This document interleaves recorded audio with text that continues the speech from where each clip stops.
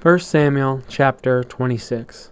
And the Ziphites came unto Saul to Gibeah, saying, Doth not David hide himself in the hill of Hachilah, which is before Jeshimon?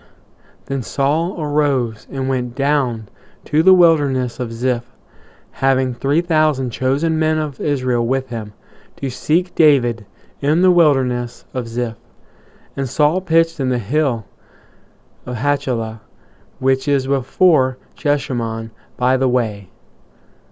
But David abode in the wilderness, and he saw that Saul came after him into the wilderness. David therefore sent out spies, and understood that Saul was come in very deed. And David arose and came to the place where Saul had pitched, and David beheld the place where Saul lay, and Abner the son of Ner, the captain of the host, and Saul lay in the trench, and the people pitched round about him. Then answered David, and said to Ahimelech the Hittite, and to Abishai the son of Zeruiah, brother to Joab, saying, Who will go down with me to Saul, to the camp? And Abishai said, I will go down with thee. So David and Abishai came to the people by night, and behold, Saul lay sleeping within the trench, and his spear stuck in the ground at his bolster. But Abner and the people lay round about him. Then said Abishai to David, God hath delivered thine enemy into thine hand this day. Now, therefore, let me smite him, I pray thee, with the spear, even to the earth at once, and I will not smite him the second time. And David said to Abishai, Destroy him not, for who can stretch forth his hand against the Lord's anointed and be guiltless? David said furthermore, As the Lord liveth, the Lord shall smite him, or his day shall come to die, and he shall descend into battle and perish. The Lord forbid that I should stretch forth mine hand against the Lord's anointed.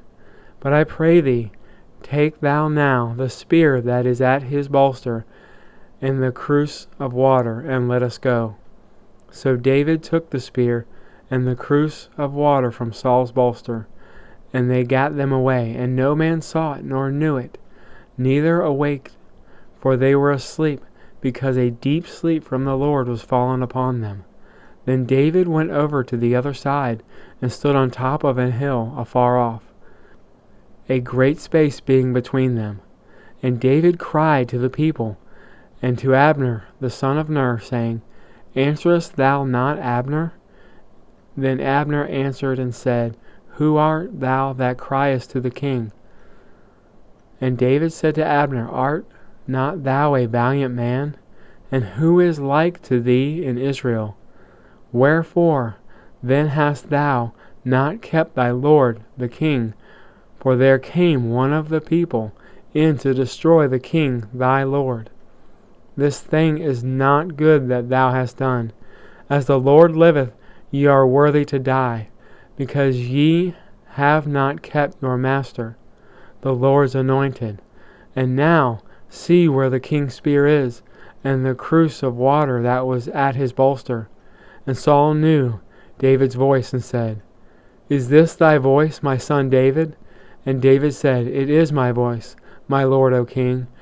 And he said, Wherefore doth my lord thus pursue after his servant? For what have I done, or what evil is in mine hand? Now therefore I pray thee, let my lord the king hear the words of his servant. If the Lord have stirred thee up against me, let him accept an offering.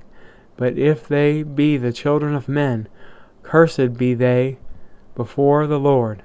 For they have driven me out this day from abiding in the inheritance of the Lord, saying, Go, serve other gods. Now therefore let not my blood fall to the earth before the face of the Lord. For the king of Israel is come out to seek a flea, as when one doth hunt a partridge in the mountains. Then said Saul, I have sinned, return, my son David, for I will no more do thee harm, because my soul was precious in thine eyes this day.